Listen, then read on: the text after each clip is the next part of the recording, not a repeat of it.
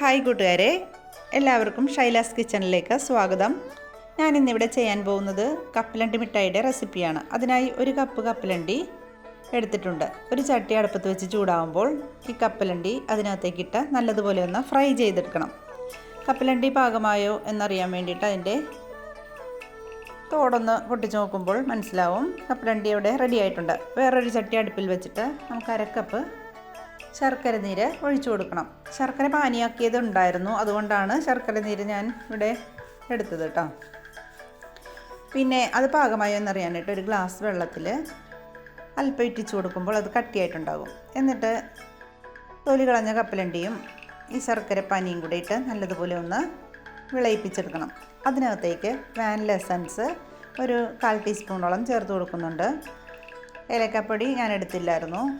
പിന്നെ 1/2 ടീസ്പൂൺ നെയ്യും ഇതിനകത്ത് ഒഴിച്ച് നല്ലതുപോലെ ഒന്ന് ഇളക്കി യോജിപ്പിക്കുക. എന്നിട്ടൊരു പാത്രം എടുത്തിട്ട് നമുക്ക് അല്പം നെയ്യ് തടവി അതിനകത്തേക്ക് ഈ കൂട്ട് ഒന്ന് ഒഴിച്ച് മാറ്റി വയ്ക്കാം. ഇത് ചൂടാറുന്നതിന് മുന്നേ തന്നെ കട്ട് ചെയ്തെടുക്കണം, എന്നാലേ ഇത് മുറിഞ്ഞു വരികയുള്ളൂ. അപ്പോൾ എല്ലാവരും ഒന്ന് ട്രൈ ചെയ്യണേ.